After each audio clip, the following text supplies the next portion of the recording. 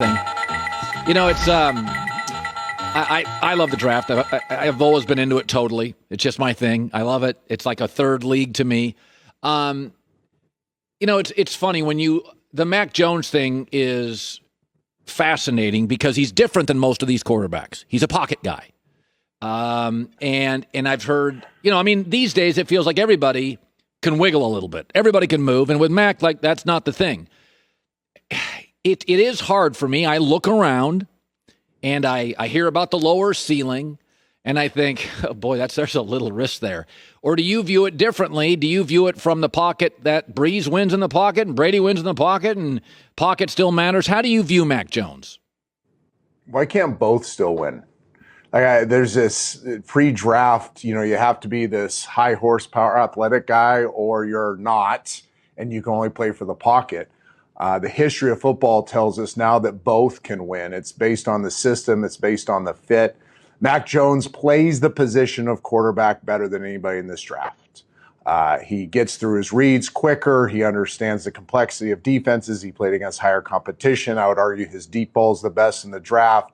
He throws it earlier than most. He throws guys open more than most. He plays the position very well. So then you ask, okay, the ceiling question.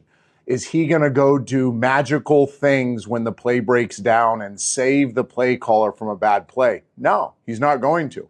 But you're going to call a game differently around Mac Jones, and you're going to call it around a more athletic guy as well. So you have to, as an organization, you have to be sitting in your war rooms right now saying, okay, OC, okay, quarterback coach, what's the direction of this offense? What's your bread and butter? How do you expect the quarterback to play the game? Or you expect him to play it a lot like he played at Alabama?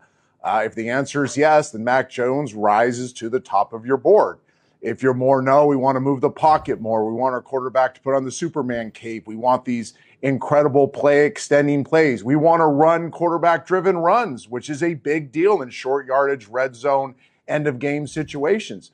Mac Jones isn't your guy. This is not a who's better or best conversation. This is a fit conversation. All five of these guys are very talented. They're very good players. They have a chance, if they go to the right places and continue to develop, to be multi-year Pro Bowlers, lead their teams into the playoffs. But what fits you the best? And that's really the decisions that are being made right now in San Francisco as well as other places.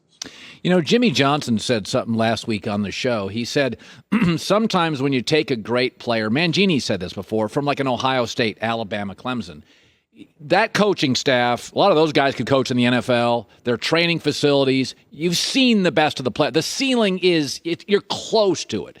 But you take a Big Ben from Miami of Ohio. You take a Josh Allen from Wyoming, Jimmy said.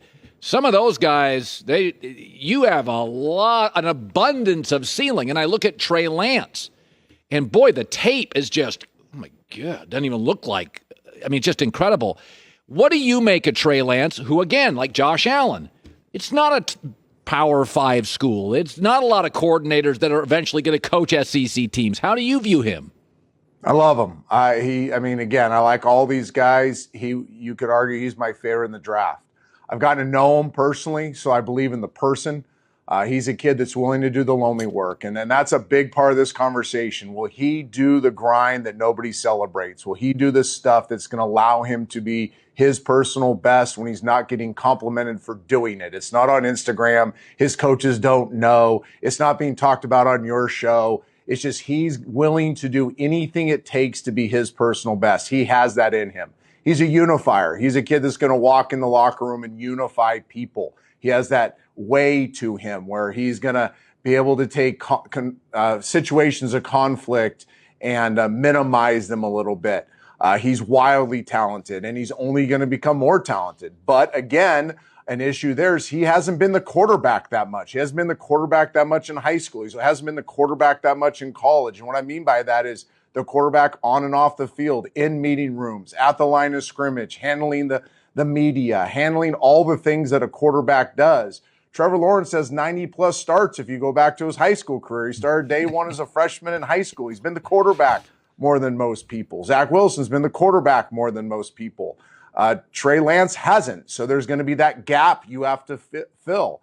I think the great fit for Trey Lance is a place where he can go and have the Patrick Mahomes experience. He sits for a year. He watches a veteran guy be the quarterback. He gets to be the quarterback in preseason. I think this preseason is huge for Trey Lance. I think next preseason's huge for Trey Lance, having the opportunity to be the quarterback. He gets that experience. And I can see Trey Lance being in the conversation 4 or 5 years from now as one of the best players in football.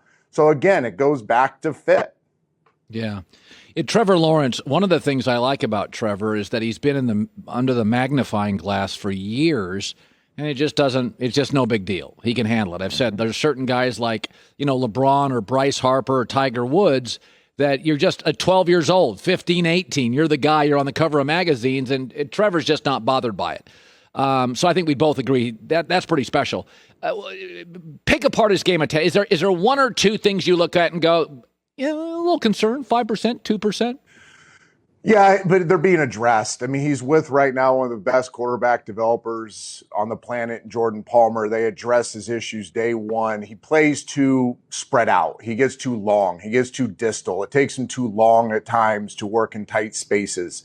He has some stiffness issues in his upper torso. All these things have been addressed for the last 2.5 months. They went right to work on those things. Trevor's a kid that loves to work, loves to get better, wants to see the flaws in his games, who he can fix them, a la Tom Brady, every year going back to the lab, trying to get 1% better.